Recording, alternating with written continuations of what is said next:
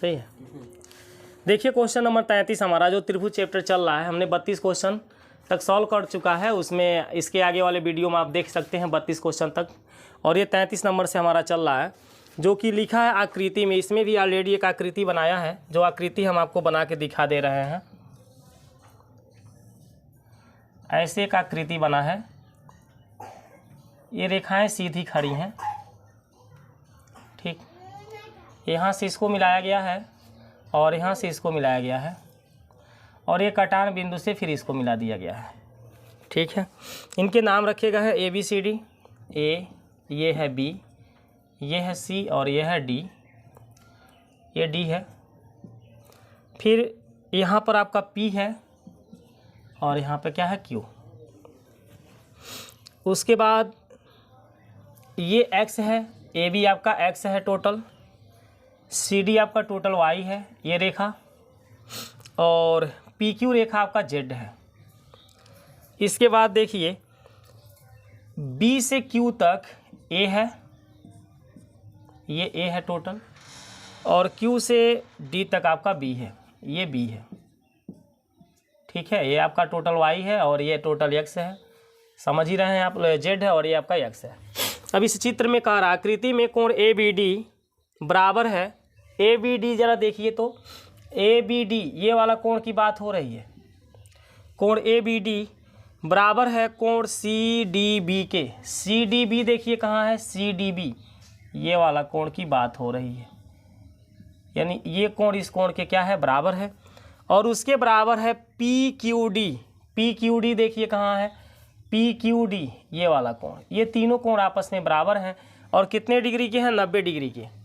यहाँ लिखा है ABD बराबर CDB,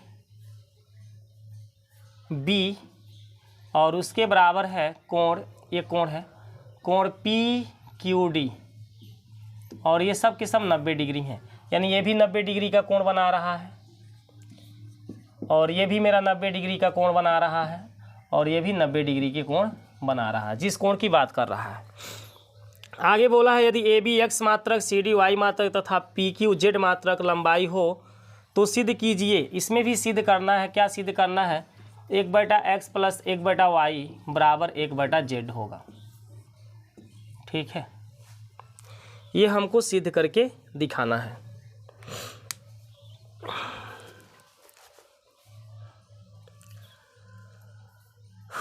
चलिए देखिए ध्यान से जरा, यह जो त्रिभुज हमारा है PQD, एक छोटा सा त्रिभुज दिख रहा है, और PQD त्रिभुज के साथ साथ हम एक त्रिभुज ABD को भी देख रहे हैं, ठीक है। अभी आप इस रेखा को कुछ समय के लिए हटा दीजिए। अब देखिए दोनों त्रिभुज आसानी से आपको देखने को मिल जाएगा, इसको भी कुछ समय के लिए हटा दीजिए, ठीक है। तो हमारे पास एक त्रिभुज है PQD और एक त्रिभुज है ABD। इन दोनों त्रिभुजों में ऑलरेडी ये 90-90 डिग्री के कोण बन रहे हैं, तो ये हमारे क्या हो जाएंगे बताइए, समांतर हो जाएंगे। ये कोण ऑलरेडी जो दिख रहा है ना, ये तो दोनों त्रिभुजों में आ रहा है, उभयनिष्ठ हो जाएगा, बताइए। तो हम क्या देख रहे हैं कि एक गो कोण बराबर है, दूसरा उभयनिष्ठ है, तो ऑलरेडी ये दोनों त्रिभुज तो समरूप हैं। तो यहाँ पर हम हल में लिख लेंगे, चूँकि त्रिभुज कोण ABD, या त्रिभुज ले लीजिए, चूँकि त्रिभुज ABD तथा छोटा त्रिभुज का नाम है PQD, तथा त्रिभुज PQD में क्या देख रहे हैं, ये कोण है ABD बराबर PQD बराबर 90 डिग्री, ऑलरेडी ये दिया है, ठीक है, ये दिया है। और ये जो कोण हमारा है बड़े वाले के लिए ADB बनेगा और छोटे वाले के लिए PDQ बनेगा, तो कोण ADB बराबर हो जाएगा PDQ। ये उभयनिष्ठ है, क्या है, उभयनिष्ठ है। अब देखिए जब किसी त्रिभुज के दो कोण बराबर हैं तो तीसरा तो अपने आप बराबर होगा, इसलिए ये त्रिभुज हमारे क्या हो जाएंगे, समरूप हो जाएंगे। इसलिए त्रिभुज ABP समरूप हो जाएगा त्रिभुज PQD के एंगल के नियम से। और जब ये समरूप है तो इनके संगत भुजाओं का अनुपात तो आपस में बराबर ही होगा। अब हम बड़े त्रिभुज की भुजा यदि ले लेते हैं x, ये देखिए ए बी रेखा लिया जा रहा है जिसकी लंबाई x है, या ऐसे लिख लीजिए ए बी के बटे, हम बड़े त्रिभुज का आधार ले रहे हैं तो ए बी के बटे कौन लिखा जाएगा, पी क्यू लिखा जाएगा, छोटे त्रिभुज की भुजा। अब बड़े की भुजा हम यहाँ से ले रहे हैं A D, sorry B D इसका नाम है, बी डी, तो बी डी के बटे हमारा कौन सा रेखा हो जाएगा, क्यू डी हो जाएगा, क्यू डी या डी क्यू बोल सकते हैं, है ना। समझिए ध्यान से, ये बड़े त्रिभुज का हमने एक भुजा लिया तो छोटे का भी लेना पड़ेगा, जो छोटा त्रिभुज है। फिर मैंने बड़े त्रिभुज का लंबा वाला रेखा लिया तो इसके बटे ये वाला रेखा आएगा। ए बी का मान x है, पी क्यू का मान हमारा z है, बी डी में हमारे दो रेखाएं सम्मिलित हैं, बी डी में कौन है, बी क्यू है और क्यू डी है।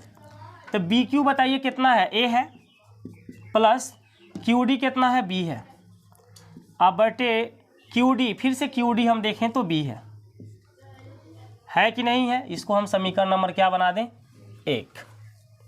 अब हमको ये वाला त्रिभुज अपना फाइनल करना होगा जो हमने मिटा दिया था, इसको हम सही कर ले रहे हैं और इसको हम कुछ समय के लिए अब हटा देते हैं, क्योंकि हमें त्रिभुज अब देखना है बी सी डी को और B C Q B P Q को। तो यहाँ लिखेंगे पुनः त्रिभुज बी पी क्यू तथा त्रिभुज बी पी क्यू हो गया ना। अब बी सी डी में, इन त्रिभुजों में देखिए क्या आप देख पा रहे हैं, ये कोण बताइए, बड़ा वाला का 90 डिग्री है, ये है, और ये छोटा इधर, ये इधर 90 है तो इधर भी तो 90 होगा, क्योंकि एक रेखा के एक तरफ 180 बनता है, तो ये भी मेरा 90 डिग्री होगा, यानी ये कोण हमारे बराबर हैं। तो हम क्या लिखेंगे, कोण पी क्यू बी बराबर हो जाएगा सी डी बी, और ये हमारे 90 डिग्री के हैं, इसलिए बराबर हो जा रहा है। अगला कंडीशन देखिए ध्यान से, ये वाला जो कोण है ना दोनों त्रिभुजों में आएगा, छोटे वाले में भी आएगा और बड़े वाले में भी आएगा, तो ये उभयनिष्ठ हो जाएगा। तो हम लिखेंगे इस कोण को, छोटे वाले के लिए क्या लिखेंगे, पी बी क्यू बराबर, अब बड़े के लिए सी बी डी बनेगा, सी बी डी, ये उभयनिष्ठ है। अब इसके कारण ये भी हमारा त्रिभुज क्या हो जाएगा, सर्वांग से समरूप हो जाएगा, इसलिए त्रिभुज बी पी क्यू समरूप हो जाएगा त्रिभुज बी सी डी के एंगल के नियम से। अब ये त्रिभुज समरूप है तो इनके भी संगत भुजाओं का अनुपात तो बराबर ही होगा कि नहीं होगा। अब चलिए हम बड़े वाले की भुजा लेते हैं, है ना। तो बड़े वाले की भुजा हम लेते हैं सी डी को, अब उसके बटे हमको लिखना पड़ेगा पी क्यू। अब बड़े की भुजा हम बी डी को लेते हैं तो उसके बटे हमें छोटे की भुजा बी क्यू लिखना पड़ेगा, है ना। छोटे की भुजा तो बी क्यू हुई है, तय क्यू भी बोलिए तय बी क्यू बोल लीजिए। अब चलिए सी डी की वैल्यू देखिए, वाई दिया है तो हम यहाँ पर वाई लिख लेते हैं, बटे पी क्यू की वैल्यू जेड है, बराबर में चलते हैं। बी डी में दो रेखाएं सम्मिलित हो रही हैं, बी डी में बी क्यू और क्यू डी, तो बी क्यू ए है और क्यू डी क्या है, बी है, यानी ए प्लस बी बन जाएगा। अब बटे हमको क्या चाहिए, बी क्यू हमारा क्या है, ए है,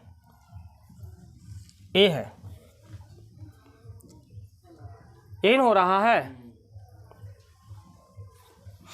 चलिए ठीक है, अब ध्यान से देखिए इसको, आप समीकरण नंबर,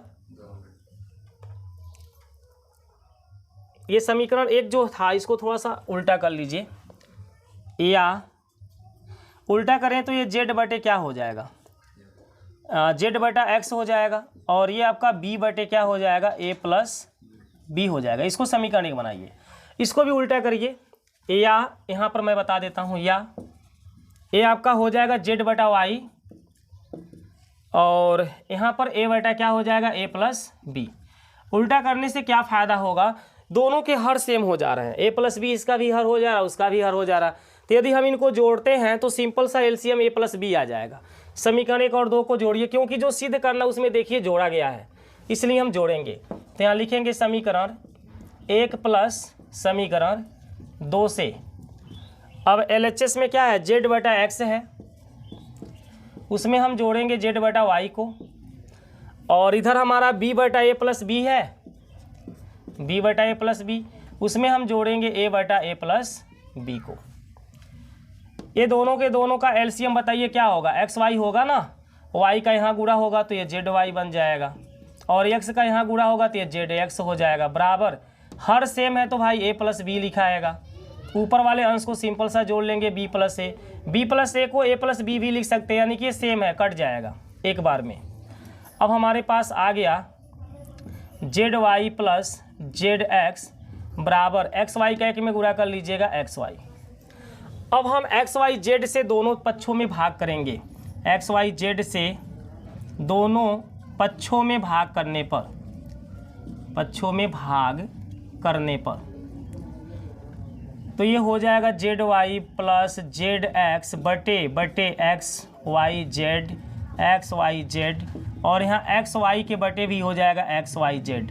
एक्स वाई एक बार में कटेगा, जेड से जेड एक्स से एक्स मेरा एक बार में कटेगा, जेड से जेड वाई से वाई मेरा एक बार में कटेगा। तो एक बटा एक्स देखिए बच रहा है, प्लस एक बटा यहाँ वाई बच रहा है, और यहाँ एक बटा जेड बच रहा है, जो कि यही आपको प्रूव करना था।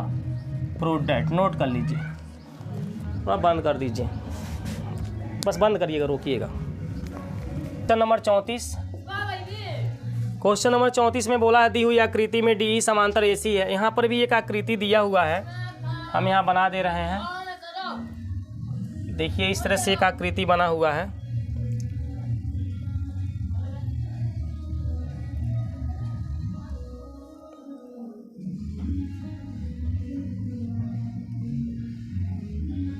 चलिए देखिए यहाँ पर इसको मिलाया गया है, इस बिंदु से भी इसको मिलाया गया है, और इस बिंदु से इसको मिलाया गया है। ये हमारा फिगर है।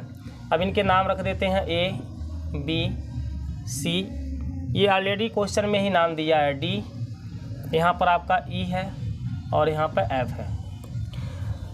इस क्वेश्चन में कहा है दी हुई आकृति में डी ई समांतर ए सी है। डी ई और ए सी को ध्यान से देखिए, ये डी ई रेखा और ये ए सी रेखा, ये दोनों के दोनों समांतर हैं। अब इसको मिटा लीजिए कुछ समय के लिए। चलिए ये देखिए डी ई और ए सी ये दोनों क्या हैं, समांतर हैं, और डी एफ समांतर ए ई है, डी एफ समांतर ए ई। अभी ये डी एफ रेखा था और ये ए ई रेखा था, ये भी दोनों क्या हैं, समांतर ही हैं। तो सिद्ध करना है बी एफ बटा एफ ई, हमें क्या सिद्ध करना है यहाँ पर नोट कर ले रहे हैं, बी एफ बटा एफ ई